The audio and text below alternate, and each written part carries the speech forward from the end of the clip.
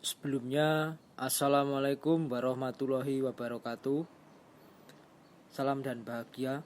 Perkenalkan, nama saya Nur Aji Putranto dengan NIM 2019-012054. Di sini saya akan menjelaskan proses pembubutan luar dan proses pembubutan dalam. Mengkartel atau knurling. Knurling merupakan proses pembubutan luar atau pembubutan silindris yang bertujuan untuk membuat profil pada permukaan benda kerja. Tujuan melakukan kartel atau knurling adalah membuat rigi-rigi pada benda kerja yang berfungsi sebagai pegangan agar benda kerja tidak licin. Jenis pekerjaan pembubutan pengkartelan dilakukan dengan menggunakan alat potong jenis khusus yang berupa sepasang roda kartel yang berukuran standar. Roda kartel tersebut dipasang pada tool pots dan kedudukannya diatur setinggi senter benda kerja.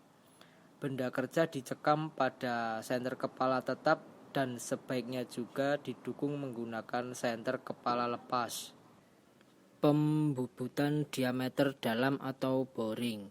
Pembubutan diameter dalam atau juga disebut pembubutan dalam merupakan proses memperbesar diameter lubang sebuah benda kerja pada mesin bubut yang sebelumnya dilakukan proses pengeboran. Jadi, pembubutan dalam hanya bersifat perluasan lubang atau membentuk bagian dalam benda kerja. Pembubutan diameter dalam dapat dilakukan untuk menghasilkan diameter dalam yang lurus dan tirus. Untuk diameter yang lurus, pemotongannya dapat dilakukan secara manual dan otomatis. Sedangkan untuk diameter yang tirus hanya dapat dilakukan secara manual dengan menggeser eretan atas kecuali menggunakan perlengkapan tirus. Baru dapat dilakukan pemotongan secara otomatis. Assalamualaikum warahmatullahi wabarakatuh. Perkenalkan, nama saya Gena Lurjaya dengan NIM 2019-012-063. Di sini saya akan menjelaskan tentang undercut atau bubut alur. Membubut alur adalah proses pembubutan dengan tujuan untuk membuat celah dengan lebar dan kedalaman tertentu pada benda kerja. Cara membubut alur menggunakan pahat bubut yang khusus untuk membubut alur karena memiliki ukuran sudut dan geometri khusus. Pembubutan alur pada umumnya bertujuan untuk membuat sisi pembebas untuk proses membuat ulir dengan menggunakan mesin bubut. Selain itu, dapat juga untuk pembuatan tempat pemasangan snap ring. Pembubutan alur dapat dilakukan pada diameter benda kerja yang bagian luar maupun bagian seperti pada membubut lurus.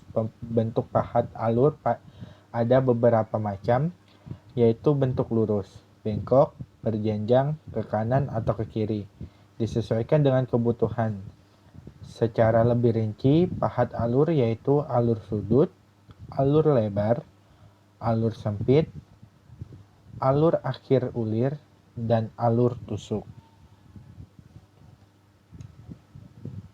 Proses atau cara membubut alur adalah sisi sayat pahat yang menyayat benda kerja pada ukuran yang lebih lebar. Hal ini menyebabkan terjadinya gaya gesek antara pahat dan benda kerja. Gaya gesek yang ditimbulkan adalah lebih besar dibandingkan pada pembubutan lurus maupun facing. Satu upaya yang dapat dilakukan untuk mengurangi gaya gesek tersebut adalah memastikan ujung sayat pahat benar-benar setinggi senter benda kerja. Hal ini karena posisi ujung sayat pahat tepat pada senter benda kerja adalah titik paling minimal menimbulkan gaya gesek. Pembuktian lebih lanjut dapat dipelajari pada materi dinamika dan kinematika mesin.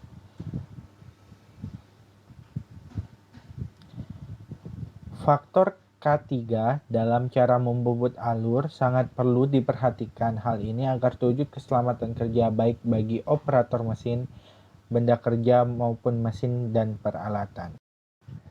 Jenis cara membubut alur. Cara membubut alur dapat dilakukan dalam dua arah. Arah pertama adalah maju seperti langkah facing. Hal ini apabila lebar alur yang dibuat sama dengan lebar pahat alur yang digunakan. Arah yang kedua adalah selain maju, pahat juga digerakkan pada arah memanjang benda kerja. Hal ini dilakukan apabila ukuran lebar alur yang dibuat adalah lebih besar daripada ukuran lebar pahat alurnya.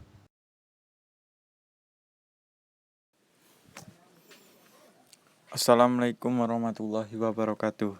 Salam dan bahagia.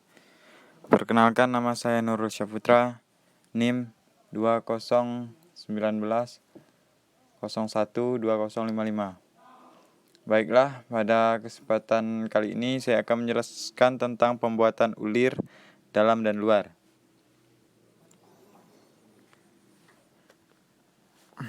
Proses pembuatan ulir bisa dilakukan pada mesin bubut konvensional manual. Proses pembuatan ulir kurang efisien karena pengulangan pemotongan harus dikendalikan secara manual, sehingga proses pembubutan lama dan hasilnya kurang presisi.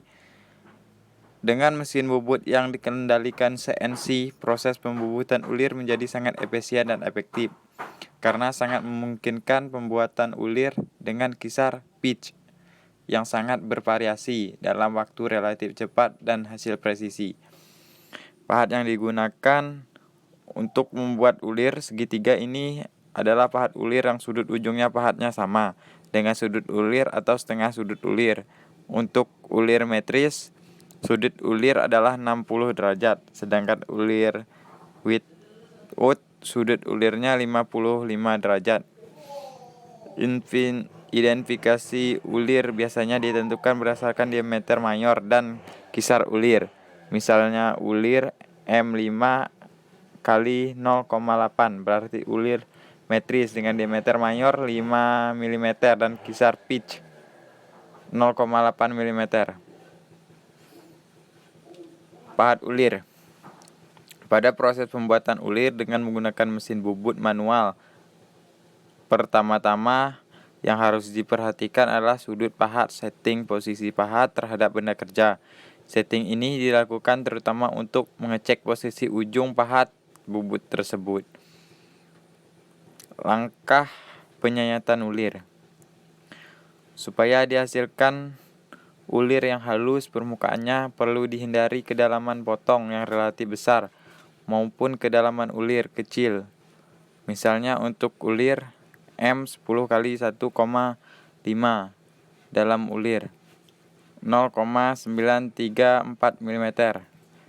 Proses penyayatan tidak dilakukan sekali potong, biasanya dilakukan penyayatan antara 5 sampai 10 kali penyayatan, ditambah sekitar 3 kali penyayatan kosong. Proses penambahan kedalaman potong atau depth of cut dilakukan oleh eretan atas. Proses bubut ulir dilakukan dengan cara yang pertama memajukan pahat pada diameter luar ulir, yang kedua setting ukuran pada eretan atas menjadi 0 mm, yang ketiga tarik pahat keluar benda kerja sehingga pahat di luar benda kerja dengan jarak bebas sekitar 10 mm. Atur handle kisar menurut tabel kisar yang ada di mesin bubut. Geser handle, gerakan eretan bawah untuk pembuatan ulir. Kemudian masukkan pahat dengan kedalaman potong sekitar 0,1 mm. Jalankan mesin panjang ulir yang dibuat terdapat goresan pahat. Kemudian hentikan mesin dan tarik pahat keluar. Periksa kisar ulir yang dibuat dengan menggunakan kaliber ulir. Proses pembuatan ulir dilanjutkan. Kalau kisar belum sampai, periksa posisi handle pilihan kisar pada mesin bubut. Gerakan pahat mundur dengan cara memutar spindle arah kebalikan, hentikan. Setelah posisi pahat di depan benda kerja, gerakan seperti gerakan pahat untuk membuat proses poros lurus. Majukan untuk kedalaman potong berikutnya dengan memajukan eretan atas. Pada kedalaman ulir maksimal, proses penyayatan perlu dilakukan berulang-ulang agar yang tersisa terpotong semuanya. Setelah selesai proses pembuatan ulir, hasil yang diperoleh dicek ukurannya. Baiklah, berikutnya saya akan menjelaskan cara pembuatan ulir dalam dan ulir bagian luar. Ulir bagian dalam. Proses yang paling umum untuk pembuatan ulir internal adalah tapping, di mana proses alat potong silinder dengan gigi potong diatur dalam spiral yang pitch-nya sama dengan ulir yang akan dibuat. Alat potong tap secara bersamaan diputar dan dimasukkan ke dalam lubang yang sudah ada sebelumnya.